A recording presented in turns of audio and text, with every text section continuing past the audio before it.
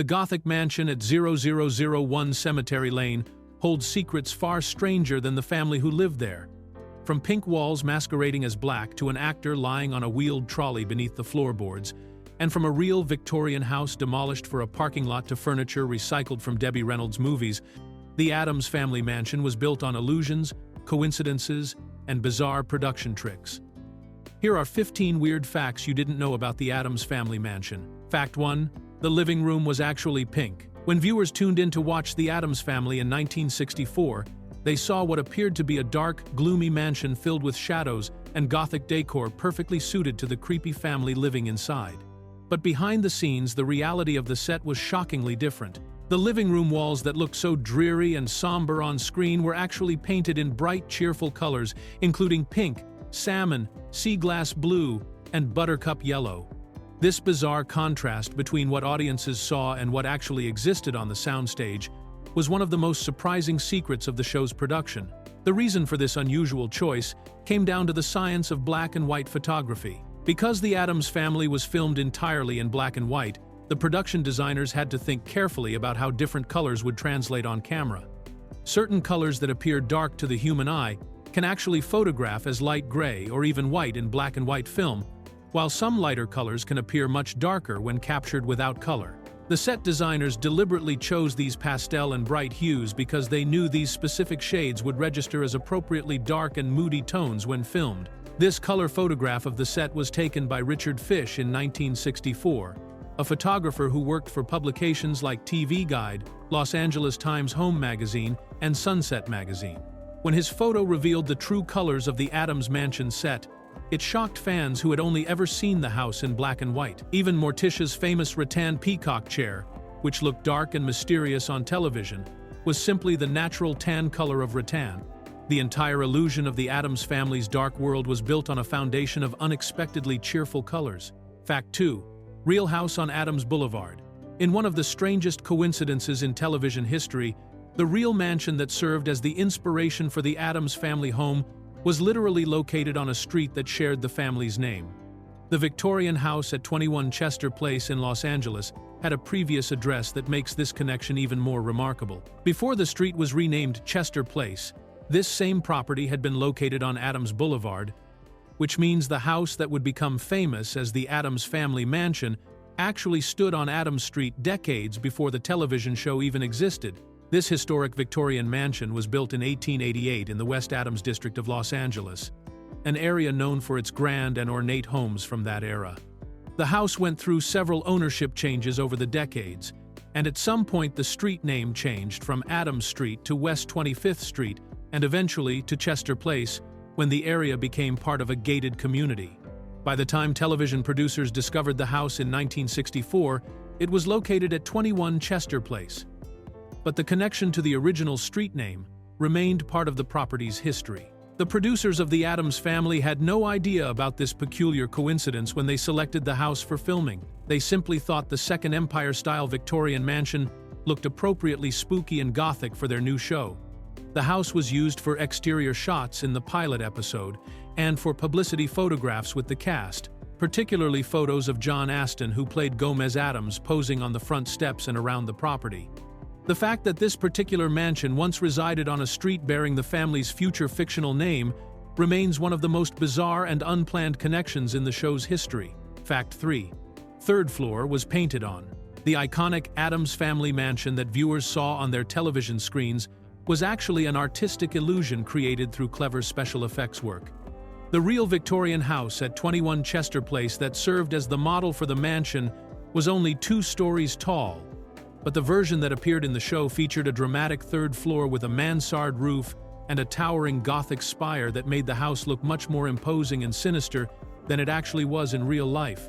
To create this transformation, the production team took a 30 by 40-inch black and white photograph of the actual house and handed it over to an artist named Louis McManus, who worked for the Howard Anderson Company, a special effects firm. McManus carefully painted additional architectural details directly onto the photograph using oil paints, adding the entire third floor, the distinctive mansard roof that gave the house its Second Empire style, and the tall Gothic tower that became one of the most recognizable features of the mansion.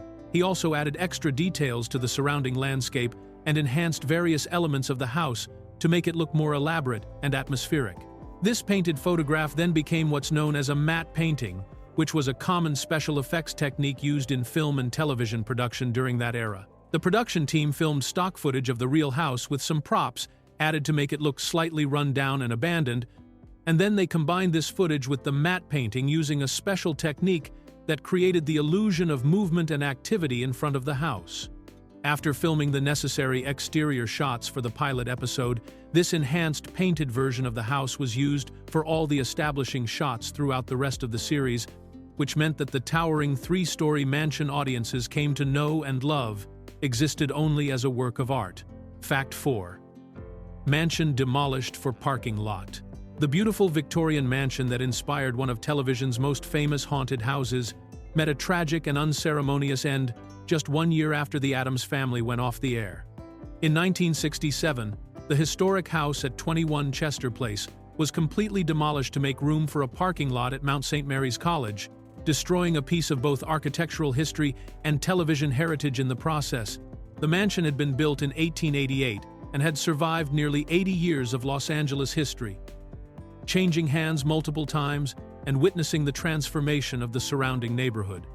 When Estelle Doheny died in 1958, she willed the land where the house stood to the Roman Catholic Archdiocese of Los Angeles, who then gave the property to Mount St. Mary's University. The university opened a satellite campus at Chester Place in 1962, incorporating most of the historic homes in the area into student housing and teaching facilities. The mansion managed to survive the initial campus expansion, and it was still standing when the Addams Family producers discovered it and used it for filming in 1964. However, as the university campus continued to grow and needed more space for students and facilities, the decision was made to tear down the mansion. On June 9, 1967, the Department of Building and Safety issued a demolition permit for the house, and just 11 days later, a permit to build a parking lot on the site was filed. By October 16 of that same year, just 4 months after the demolition permit was issued, the certificate of occupancy for the new parking lot was ready, which meant the mansion had been completely erased and replaced with asphalt and parking spaces where students could leave their cars. Fact 5. Syracuse building inspired the design. While the Los Angeles mansion at 21 Chester Place provided the physical reference that was photographed and painted for the show, the Addams Family Mansion actually drew creative inspiration from another building located over 2,000 miles away. The Hall of Languages at Syracuse University in upstate New York served as an additional source of inspiration for the mansion's distinctive Second Empire architectural style, which featured the characteristic mansard roof and tower design that made the house so recognizable. The Hall of Languages was designed by architect Horatio Nelson White and built between 1871 and 1873, making it the very first building constructed on the Syracuse University campus. The building originally housed the entire university when it first opened, and it featured 3 large towers or cupolas made of Onondaga limestone with the distinctive Second Empire style that would later become associated with spooky haunted houses in popular culture. The central tower that gives the building its most dramatic appearance was actually added later in 1886, several years after the original construction was completed. This connection between the Hall of Languages and the Addams Family Mansion has become part of Syracuse University lore, with campus tour guides often pointing out the building's role in inspiring the iconic television house. The building was listed on the National Register of Historic Places in 1973, and it remains one of the most recognizable landmarks on the Syracuse campus today. The fact that the show's creators drew inspiration from both a Los Angeles Victorian mansion and a university building in New York demonstrates how they carefully studied Second Empire architecture from multiple sources to create the perfect spooky residence for their creepy and kooky family. Fact 6. 3 rooms were one set. The illusion of the sprawling Addams Family Mansion was created with some clever set design that helped the production save both space and money on the soundstage. 3 of the rooms that appeared to be separate locations throughout the house were actually just 3 adjoining walls of a single set, positioned at angles to each other so they could be filmed individually, while still being part of the same physical structure on the studio floor. The dining room, the study, and Gomez's office were all built as connected spaces that shared this single-set construction, which meant the production crew could easily move from filming one room to another without having to relocate to a completely different part of the soundstage. This economical approach to set building was common in television production during the 1960s, when budgets were tight and studio space was limited, but it required careful camera work and blocking to maintain the illusion that these were three distinct rooms in different parts of the mansion. However, this space-saving technique occasionally created some visual continuity issues that sharp-eyed viewers could catch if they were paying close attention. Because the three rooms were physically connected as parts of one set, there were moments when the camera angle would inadvertently reveal portions of the adjacent room in the background of a scene. A window or a piece of furniture from the study might be barely visible in the corner of a shot that was supposed to be taking place entirely in the dining room, or elements of Gomez's office could sometimes be glimpsed during scenes filmed in the study. These small slip-ups serve as reminders of the practical realities of television production and show how the crew worked within their limitations to create the impression of a much larger and more elaborate mansion than actually existed on the soundstage at General Service Studios. Fact 7. Ted Cassidy lay underground. Playing the role of Thing, the disembodied hand that helped the Addams family with various tasks around the mansion, required actor Ted Cassidy to work in some of the most uncomfortable and physically demanding conditions on the entire set. Cassidy, who also played the towering butler Lurch, stood at an impressive 6 feet 9 inches tall, and his extraordinary height created serious technical challenges when it came time to film the scenes where Thing would emerge from the special boxes placed throughout the house. To make Thing appear as just a hand popping out of a box, Cassidy had to lie flat on his back on a wheeled trolley that was positioned below the camera's sightline, essentially underneath the floor level where the boxes were placed. From this awkward position lying on the trolley, he would then push his arm up through the bottom of whichever box was being used in that particular scene, threading it carefully so that only his hand would be visible to the camera while the rest of his body remained hidden below. The production crew would then wheel him around on the trolley to different positions on the set, depending on which room the scene was taking place in and where Thing needed to appear. This physically taxing method of portraying Thing was necessary because of Cassidy's height, which made it impossible for him to simply crouch or kneel beside the boxes like a shorter person might have been able to do. The technical difficulties this created were significant enough that, when scenes required both Lurch and Thing to appear together on screen at the same time, the production had to bring in someone else to play Thing, usually assistant director Jack Vogelin, who would lend a hand, quite literally, for those particular shots. Fact 8. Thing boxes in every room. The production design team went to considerable effort to make Thing's appearances throughout the mansion feel seamless and natural by installing special wooden boxes in practically every room of the house. These boxes were strategically placed in the living room, the dining room, the study, Gomez's office, and various other locations throughout the set, which allowed Thing to pop up wherever the script required without breaking the illusion that this disembodied hand could magically appear anywhere in the house at a moment's notice. The boxes themselves were carefully designed with openings at the bottom so that Ted Cassidy could insert his arm from below while lying on his wheeled trolley beneath the set floor. In addition to all the interior boxes, the production also built a special mailbox outside the mansion that Thing would use to collect the family's mail, which became one of the character's most frequent tasks on the show. This mailbox had to be constructed with the same hidden opening system as the indoor boxes, so Thing could reach up through it convincingly. What many viewers never realized was that Ted Cassidy occasionally played a little game with the audience by switching which hand he used to portray Thing. Although Thing was typically portrayed as a right hand throughout most of the series, Cassidy would sometimes use his left hand instead just to see if anyone watching at home would catch the inconsistency. This playful experimentation shows that Cassidy had a sense of humor about his unusual dual role on the show, and it added another layer of quirky unpredictability to an already eccentric character. The fact that Thing was credited as itself at the end of each episode rather than being credited to Cassidy by name helped maintain the mysterious nature of the character and kept viewers wondering about how the effect was actually achieved. Fact 9. Furniture from unsinkable Molly Brown. When it came time to furnish the interior of the Addams Family Mansion, the production team took a practical and cost-effective approach by reusing furniture and set pieces from other productions that had recently wrapped filming. Some of the home's interior furnishings were actually recycled directly from the MGM movie The Unsinkable Molly Brown, a big-budget musical starring Debbie Reynolds that had been released in theaters just a few months before the Addams Family premiered on television in September of 1964. This practice of reusing sets, furniture, and props from one production to another was extremely common in Hollywood during this era, especially when both projects were under the same studio banner. Both The Unsinkable Molly Brown and the Addams Family television series were produced under the MGM umbrella, which made it easy for the TV show's set designers to access the warehouse of furniture and decorative pieces that had been used in the movie. Rather than building or purchasing everything from scratch, they could simply requisition items that had already been paid for and used in the film. The irony of this furniture recycling is quite striking when you consider the stark contrast between the two productions. The Unsinkable Molly Brown was a lavish, colorful musical about a woman who survived the Titanic disaster and rose from poverty to become part of high society, featuring bright and opulent sets that reflected the glamour and wealth of the early 1900s.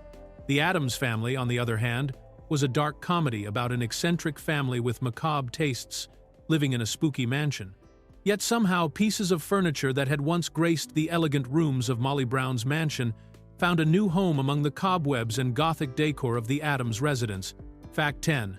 First TV home computer. The Addams Family holds a unique place in television history for introducing audiences to a concept that would eventually become commonplace in households around the world. The mansion at 0001 Cemetery Lane was home to the very first computer ever shown in a television family's residence, appearing several years before other famous TV families would have their own computing devices, including the Bat computer that would show up later in Batman's Batcave. This groundbreaking piece of technology was a UNIVAC, which stood for Universal Automatic Computer, and the Addams Family affectionately nicknamed it Wizzo. According to the show's storyline, Gomez and his son Pugsley built the computer themselves, and they kept it in the family's playroom, which was the same room that contained medieval torture devices like racks and Iron Maidens that the family used for relaxation and entertainment. Wizzo made its first appearance in the 19th episode of the series titled The Addams Family Splurges, where Gomez used the computer to calculate the cost of taking the entire family on a vacation to the moon. The computer appeared again in the show's second season in an episode called Gomez, The People's Choice, where Uncle Fester moved Wizzo from the playroom to the living room so it could serve as Gomez's political machine when he decided to run for mayor of their town. The computer apparently provided helpful advice and calculations that nearly resulted in Gomez winning the election. In real life, UNIVAC computers were massive machines originally designed for business use, and the idea of having one in a private home, even for a wealthy and eccentric family like the Addamses, was pure science fiction at the time, making this early depiction of home computing all the more remarkable. Fact 11.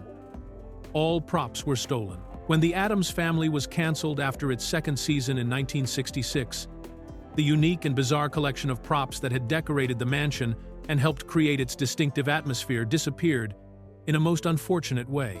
All of the mansion's unusual decorative items were stolen from the set once the series wrapped production, which means these one-of-a-kind pieces of television history vanished and have never been recovered or seen again. The props that were taken included some of the most memorable and distinctive items that viewers had come to associate with the Addams home. Among the stolen pieces was a mounted swordfish head that had a human leg bizarrely protruding from its mouth, creating one of the most surreal decorative touches in the entire mansion. There was also a stuffed two-headed giant tortoise, which was another example of the kind of peculiar taxidermy and oddities that filled the house. These items, along with numerous other strange collector's pieces and bizarre decorations that had been carefully chosen or created specifically for the show, all disappeared from the set. The theme song for the series included the lyric, "Their house is a museum," and this line was quite accurate given the sheer variety of unusual objects that filled the interior scenes throughout the show's run. Some of these items were genuine collector's pieces that had real value, while others were custom-made props designed specifically to look weird and unsettling for the show. The fact that everything was taken suggests that either crew members helped themselves to souvenirs when the production ended, or that someone saw an opportunity to make off with valuable and unique items during the chaos of the set being dismantled after cancellation. Fact 12. Only used once for exterior. Despite becoming one of the most iconic houses in television history, the actual Victorian mansion at 21 Chester Place had a surprisingly brief moment in front of the cameras. The real house was only filmed one time for use in the actual series, appearing in the opening scene of the pilot episode, which later became the first episode of the show titled The Addams family goes to school. And after that single filming session, the production never returned to shoot any additional footage of the actual building. In addition to that one episode appearance, the real mansion was also used for publicity photographs featuring members of the cast, particularly John Astin, who played Gomez Addams. These promotional photos showed Astin standing in various locations around the property, including on the front steps and under the porte cochere, which was the covered entrance area that led to the front door. These publicity stills were distributed to magazines and newspapers to help promote the new show, giving the real house a bit more visibility beyond its single on-screen appearance. Once the production team had captured all the footage they needed from the actual location and completed the promotional photo shoot, they had no reason to keep returning to Chester Place for additional filming. Instead, they relied entirely on the matte painting that had been created by adding the third floor and Gothic tower to the photograph of the real house. This enhanced painted version became the standard exterior shot used in every single episode throughout both seasons of the show, appearing whenever the script called for an establishing shot to show the mansion from the outside. The production team simply reused the same matte painting over and over again, which saved them the time, expense, and logistical complexity of traveling to the actual location for filming. Fact 13. Porte cochere visible in opening. While most viewers were focused on the catchy theme song and the quirky family members appearing on screen during the Addams Family opening credits, a small but significant detail from the real Chester Place mansion actually made it into the intro sequence that played before every single episode. During the specific moment when the lyrics reach the line "mysterious and spooky," which is the second line of the famous theme song, Gomez Addams appears on screen, and careful observers can spot the real mansion's porte cochere visible in the background behind him. A porte cochere, which is a French architectural term, refers to a covered entrance area that extends from the main building to provide shelter for people getting in and out of carriages or vehicles. The Chester Place mansion's porte cochere was a distinctive architectural feature that covered the walkway leading to the front door, and it had a roof supported by columns that created an elegant covered porch area. This structure was clearly visible in the footage used for the opening credits, making it one of the few elements of the actual real house that appeared in every episode of the series. This small architectural detail serves as a subtle reminder that the mansion viewers came to know so well was based on an actual building that once stood in Los Angeles. The porte cochere's appearance in the opening credits gave the real house a permanent presence in the show, even though the building itself was only filmed once for the pilot episode. For fans who study the opening sequence closely, or for those who have researched the history of the real Chester Place mansion, spotting this architectural feature provides a direct visual connection between the painted version of the house used throughout the series and the actual Victorian structure that inspired it all. Fact 14. Filmed at General Service Studios. Every interior scene that took place inside the Addams Family Mansion throughout the show's two-season run was filmed at a specific location in Hollywood that has its own interesting history in the entertainment industry. All of the mansion's rooms, including the living room, dining room, study, playroom, and every other interior space, were built and filmed on Stage 3/8 at General Service Studios, which was located at 1040 North Las Palmas Avenue in Hollywood, California.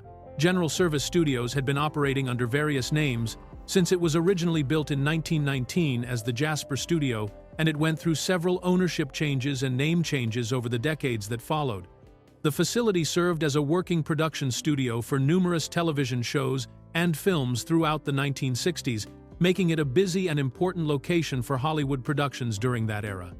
The studio provided the soundstage space where the Addams Family sets were constructed and where the cast and crew spent their days filming the interior scenes that made up the majority of each episode.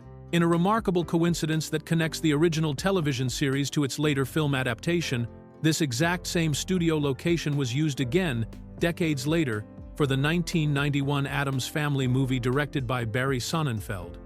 By that time, the facility had been renamed Hollywood Center Studios, but it was still operating at the same address, and the movie production specifically chose to film on Stage 3/8, which was the very same soundstage where the original television show had been filmed nearly 30 years earlier. This connection between the 1960s series and the 1990s film creates a direct physical link between the two most famous versions of the Addams Family Mansion. Fact 15. House once graced Addams Street. The strangest coincidence in the entire history of the Addams family involves the actual street address where the real mansion once stood, creating a connection so bizarre that it seems almost impossible to believe. The Victorian house that inspired the show's iconic mansion didn't just happen to be located near a street with a similar name, it was actually built on Addams Street itself, decades before cartoonist Charles Addams ever created his famous family, or before anyone could have imagined a television show about them would exist. When the mansion was first constructed in 1888, the property was located on Addams Street, in what would become the West Addams district of Los Angeles. As the years passed and the neighborhood developed and changed, the street underwent several name changes that were common for growing areas of the city during that time period.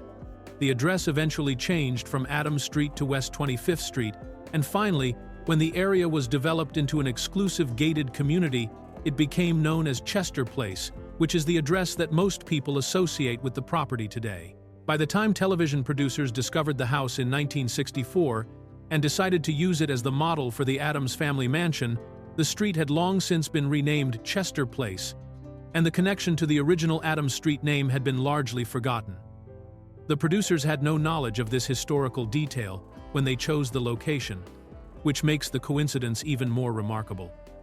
The fact that a house on Addams Street would eventually become the visual inspiration for a family named Addams represents one of those strange twists of fate that seems too perfect to be accidental, yet it happened entirely by chance through decades of unrelated events.